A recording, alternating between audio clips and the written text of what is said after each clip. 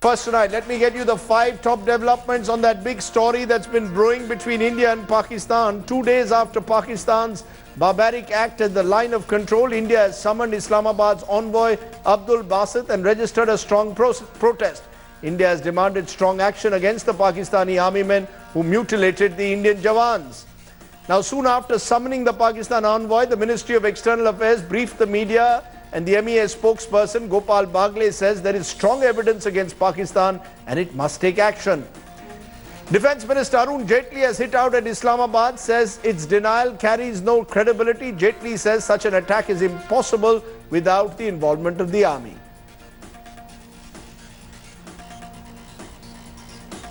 Carries no credibility. On such a heavily guarded border, where posts are within few meters of each other, this can't happen without the protection of the participation or the actual indulgence of the army itself. Meanwhile, politics continues over the mutilation of Jawans. The opposition has questioned the government once again and demanded to know what action it intends to take against Pakistan.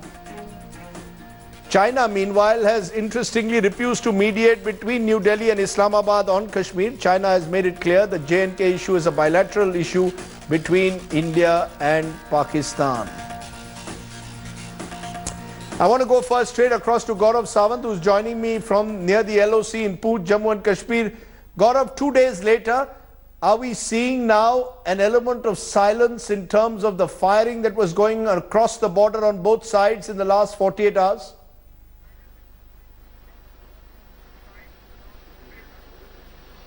Not a bullet fired, Rajdeep, across the line of control. There was some speculative fire in one of the sectors briefly this morning, but that was more speculation.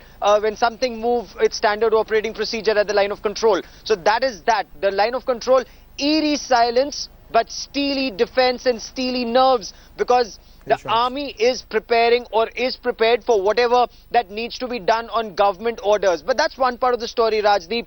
It's the national resolve that even the army is talking about. I've been interacting with a number of commanders on ground, soldiers on ground.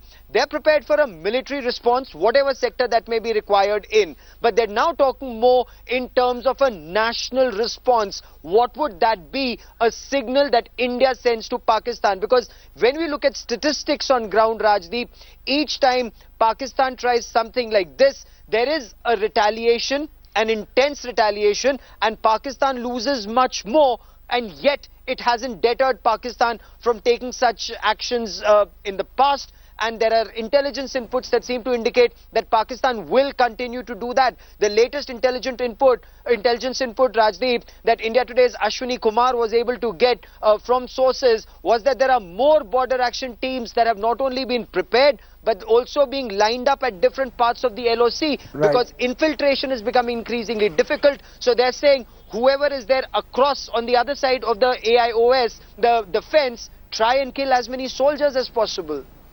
Well, at least as you're saying, no firing in the last 24 hours. So the guns, at least for now, have fallen silent. Gaurav Sawant reporting there from Poonch. Well, one of the options that has sometimes been spoken about as part of India's efforts to diplomatically isolate Pakistan is withdraw the most favored nation status. Union Minister Nirmala Sitharaman today told our correspondent Devina that emotion can't be a factor when it comes to trade relations with Pakistan. Especially in regards with most favored nation status that's been given to Pakistan, will that be under review as well? See, the most favored nation treatment in the WTO is expected to be offered to all countries, not just one country or some other country. India obviously will have to eventually give it all to all the countries. MFN is a treatment you want to give for all members of WTO.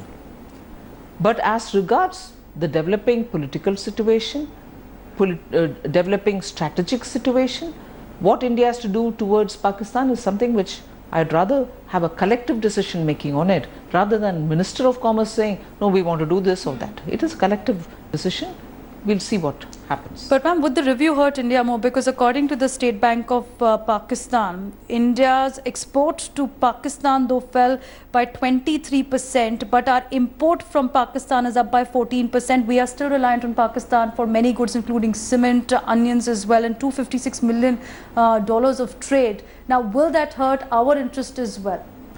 Well, trade happens because of competitiveness. Trade also happens because land contiguity is there, and what volume of exports happen and how much has it grown over the years will all be factored in the decision making, rather than look at it only emotionally. The questions I want to raise then: what should be India's calibrated response to Pakistan?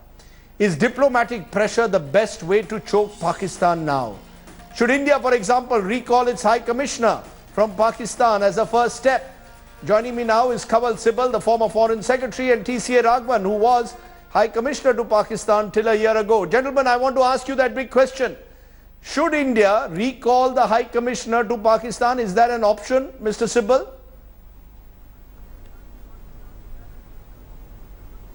Well, it is always an option. But I think in the present circumstances, when they are holding Kulbhushan Jadhav and we are making a lot of effort to get him released, those efforts will get complicated if we don't have an ambassador in position. So Pakistan has calculated this game very well. So I think at this stage, maybe it may not be wise to withdraw the ambassador. But the first option that we should use, since the beheading of the soldiers is a military action on the part of Pakistan, is to use a military option on our own side. That should be done on a priority basis. And with regard to the diplomatic side, I think what you can begin is by reducing the size of the missions rather than withdrawing the ambassador, and make the functioning of the Pakistan embassy here as difficult as possible. The third thing we should do, which obviously can't be done immediately, but some action should be taken on the ground to demonstrate our resolve and make it clear to Pakistan the risks they are running, is to really on the ground accelerate projects on the 3 eastern rivers which are allocated to us, and to utilize fully the waters that are for our use under the treaty. Right. This is actually the most effective signal that you can give to Pakistan, because they have really no answer to this, and this will be from our side asymmetrical warfare, because since we can't handle their use of terrorism against us because of the risks involved of escalation and other things, if we use our rights under the treaty, nobody can object to them, but we have been lax in this regard. Can I just take that? Unfortunately, Pakistan has not faced this kind of a pressure from us. Can I just take that to TCA Raghavan? TCA Raghavan, you've been a former High Commissioner to Pakistan. Today the Pakistan High Commissioner summoned here. Many believe that this is the usual practice, tit for tat after an incident like this. What I want to understand is, do you see any diplomatic move that we can make at the moment to convey our anger to Pakistan beyond just summoning the High Commissioner?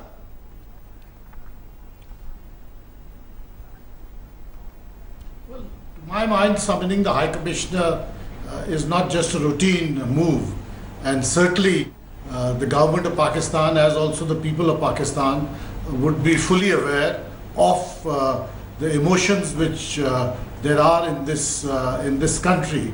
At a time like this, it is important that we do not react in an emotional or sentimental way, because if the idea was to provoke you, the name of the game then is not to get provoked. And certainly we should avoid any precipitate action which will end up putting pressure on us rather than pressurizing Pakistan, which in fact is the intention.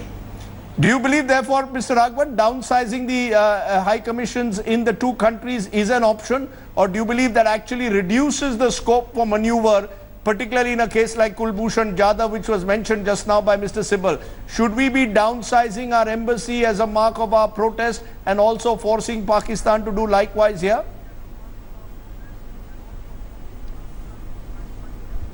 To my mind, downsizing diplomatic missions would not be an appropriate response to the present provocation. The response has to be carefully thought out. Some ideas about what will happen have already been conveyed by the Vice Chief of Army Staff, and it is important that we don't get provoked into taking steps which may turn out to be counterproductive in the medium term. Interesting that you're saying that at a time when when the pressure is ratcheting up, Mr. Sibal, you see on the streets, you see in television studios, demands for immediate action. Here you've got Mr. Raghavan saying, be careful, don't take precipitate action, don't get carried away by emotion. Is this Indo-Pak, is any decision that has to be taken diplomatically to be taken without the emotions attached? It can't be taken in the manner that TV studio warriors may want, or indeed former generals may want. No, look, if there is another Mumbai-like attack, or if there are more beheadings on the line of control, or any other provocation that Pakistan does, we can always use the argument that is being used now, that let's not act emotionally, let's do it in a measured manner. Whatever we do may recoil on us. This has unfortunately been our great weakness, that we just don't seem to have the courage of our convictions, and we run away from taking decisions which ought to be taken in the face of constant provocations by the Pakistan side. And Pakistan has measured us over the last several years, and they know that we just don't have the stomach, and we are so concerned about the consequences for us of any action that we take, that we desist from taking. And this gives them the freedom to pile up time after time these provocations and the sponsorship of terrorism. And this is not the first time our soldiers have been beheaded. So why are we afraid? Why are we afraid of taking some tough action on the ground? I heard Nirmala Sitaram being extremely cautious about MFN. What is the difficulty in denying Pakistan MFN status? Since they have not given us MFN status, we can also withdraw it. The consequence of this... You're saying withdraw MFN status. Kawal Sibal, you're saying withdraw MFN status. You're saying withdraw the MFN status to Pakistan. Withdraw most favored nation status to Pakistan. Yes. Because Mr. Raghavan, you agree with that? We have only $2.6 billion worth of trade with Pakistan. Mr. Raghavan, do you agree with that? Withdraw MFN status to Pakistan? Well, I certainly don't agree with that, because to my mind that is a meaningless symbolic action, and it puts no pressure on Pakistan at all. So how do you put pressure? Volumes between India and Pakistan in both So how do you put pressure, Mr. Raghavan? I think there is an enormous amount of, to my mind, there is an enormous amount of pressure already on Pakistan. If you see what has been happening over there in the past few weeks, there is a near breakdown in the civil-military relationship. And certainly there are numerous other examples of the kind of pressure Pakistan is under, not just from us, but also from different quarters. We should use that pressure effectively rather than get pushed into taking symbolic, but otherwise steps of very little meaning or utility.